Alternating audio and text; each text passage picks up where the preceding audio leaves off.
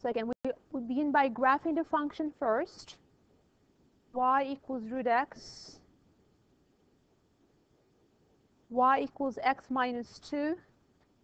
Has a y-intercept of -2. And y equals 0, that's the x-axis. So the region that is bounded by these three functions is the region that is only in the first quadrant. And the best kind of a rectangle we can select from that region is a horizontal rectangle, right? Because that will cover the entire region uniformly throughout the region. On the left and on the right, you have the same function. So that's the best kind of rectangle to select. If you select the other kind, again, in the beginning, you have the curve and the line on the bottom. Here, near the end, you have the curve and the slanted line on the bottom. It's not the same kind. You would have to split it into two at this juncture and do two separate integrals. So we don't want to do that. We want to solve the problem with one straight integral. That's why we're going to choose a horizontal rectangle. What is the thickness of this rectangle once again? Delta y. Okay. So we know everything in our integral has to have the y variable. So area equals the integral. And I'm going to put dy right away to remind me of that. Okay. I want right minus left for this example, right? What is the right function given in terms of y? That is the line. It's y plus 2, right? X equals y plus 2. Okay. Minus, what is the left function given in terms of y? X equals y squared, right? Okay, now I have to worry about the limits. I know the lower limit has to be 0 because this whole thing is starting at y equals 0 on the bottom. But how about the upper limit? To find that one, I need to set the two functions equal to each other, right? So let's go ahead and set them.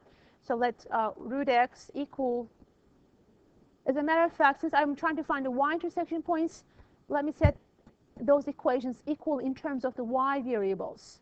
For example, the first one was x equals y squared. And the other one was x equals to y plus 2. I'm going to set them equal in terms of their y variables. So I have now y squared is equal to y plus 2.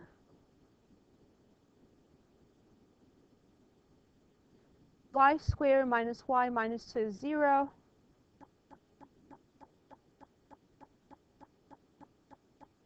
Okay, looks like I'm getting two answers here, 2 and -1. Can I use both of those answers? Again, we got to look at our region. In this case, y equals -1 is what we would call an extraneous solution. It's really not a solution. These curves really don't intersect there. And anytime you have squared an equation, like earlier we squared y equals root x, we got x equals y squared, you may end up with extraneous roots. So we're just going to ignore it. -1 is not a solution here. The only one we want is +2. So the limits of integration are going to be then from 0 to 2. Again, the most important step was this, setting it up like that, because once you set it up, integrating is really not going to be a big deal. So let me stop for a moment and ask, are there any questions about how we set up this integral? Any questions? Okay. Again, very important to pick the right representative rectangle. If you get into this habit, you're going to see every section we cover in this chapter. You're going to be on the right track. If you pick the correct representative rectangle and right away correctly pick your variables such as dx or dy. All right, let's go ahead and integrate this. Integral of y is y squared over 2. Then we have plus 2y minus y cubed over 3.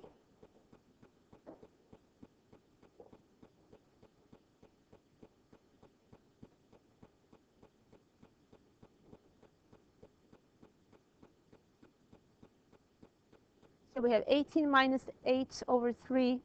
In other words, 10/3 is our final answer.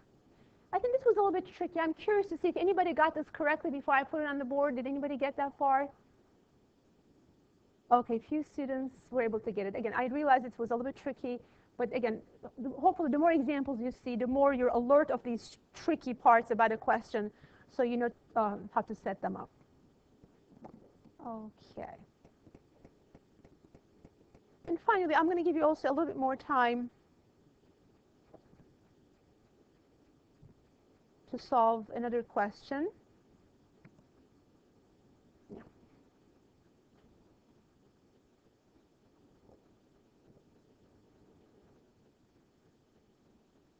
Okay, find a region bounded by x equals 1/2 y squared minus 3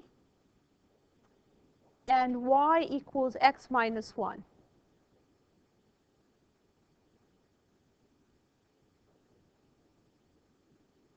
Okay, what kind of a graph do we have here? X equals something, a positive number times y squared minus 3. We've already talked about x equals y squared being a parabola that opens to the right, correct? X equals y squared is basically something like this. But this one has been shifted and has been a little bit stretched. What would be the x-intercept of this parabola? In other words, if y is 0, where does it hit the x-axis? At -3, right? So roughly speaking, you're going to have an intercept right here. And you know it opens to the right. So very roughly speaking, this is what the graph is going to look like. Okay? And the other one, y equals x minus 1. The y-intercept there when x is 0 is -1. And the x-intercept is +1. So that's going to be a line that looks like this. So the region that in question is the region trapped between the parabola and the straight line. And I have a better graph for this, so I'm going to pull that up right now. But you can get a rough graph as I've just explained to you. You don't need something perfectly accurate, just to see which function is on the right, which is on the left, and whether you should choose a vertical or horizontal representative rectangle. Let's see. Where is my function? There we go. Okay. So this is our function, or the region in question, a line with a parabola. Okay, so we know that what kind of a rectangle should be selected here? Would you pick a vertical or a horizontal? A vertical is like this.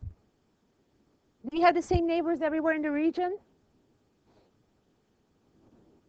Let's see, in the beginning you have the red function and red function. Here you have the red function and the blue function. So we don't have the same regions throughout this interval if we pick a vertical rectangle, right? So that is not working out very well for us. So what would be a better choice? Let's try a horizontal approach. I can get rid of those marks that I just did. Okay. So let's pick a horizontal rectangle. Is this going to work? Yes. What is the thickness of this rectangle?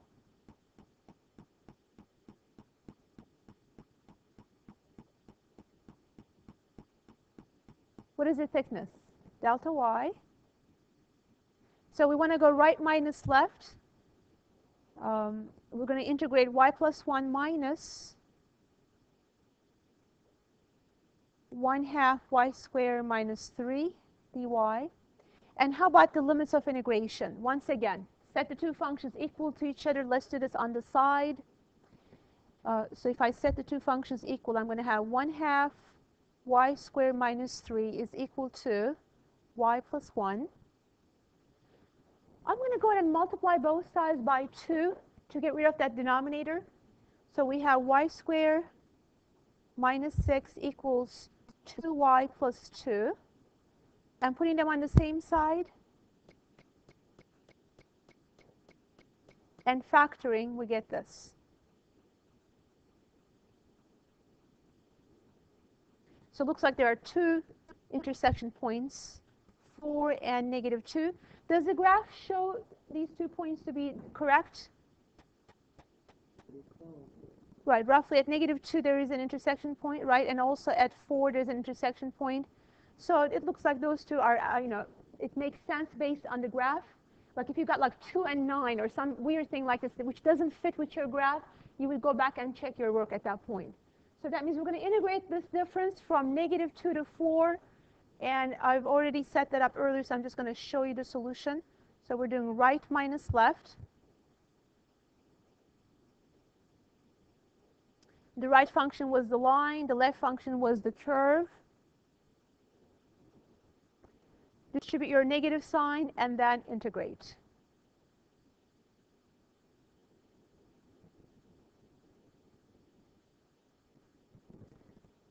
So we have -1/2 y squared. There you have a +3 and a +1. They gave us the +4. and you have a positive y. Now integrate each one. What is the integral of the first one going to be? Negative y to the third over 6. The second one, y squared over 10. The last one, 4y. And plug the values in, and you should get the following answer. Oops. Okay. How many of you got 18 for this question? Great. More students got this one correctly than the last one, so we're making progress here. Again, it just takes some time, and even though these questions are not hard, they're a little bit tedious, and there are a lot of rooms for error, like when you're integrating something where you plug in the numbers in, so just be super careful. And does everybody know also how to check an answer on the calculator, like a function integration key? When you have limits of integration, there's a way to check your answer. Of course, I always want to see your answers, your work, the antiderivative, the plugging in everything. But just know that there is a way to check your answers. Just go to your calculator. Go to Math menu. And you can go either all the way down or go up. You see FNINT, that's function integration. Let's say I want to integrate x squared. So a very simple function. Integrate x squared. You always put a comma after that, whatever it is you're integrating. You put the variable. Oops, my variable is... Okay, let's try it again. Math, function integration number 9. I want to integrate x squared, comma x. You always put comma x. That represents your variable. Okay? Comma, the limits of integration. In this case, they are from, let's say from 0 to 1. We're integrating this. 0 to 1. Tell me without me pressing the enter key, what will the answer be? Integral of x squared from 0 to 1. What would it be? Let's do some mental exercise here. And what is the integral of x squared? X cubed over 3 from 0 to 1, what would you get? 1/3 minus 0 is 1/3. Let's see what the calculator says. The answer is same thing, 1/3 or 0.333. Again, you can use this to check your work, but I will always want to see your answers. And sometimes I'm concerned students tend to forget their arithmetic at this level, of a class because you haven't used, you've been depending so much on your calculator. I hear that, for example, the UF, on none of their calculus classes, they allow any type of calculators. So in case, some people are going to transfer there, so I really want to encourage you, do everything by hand first, and then check your answers on the calculator. And to encourage that further, I will check your work. And if the work is not there, I cannot give you any credit for just having an answer. So just to check your answers, you're welcome to use this option. Okay. All right.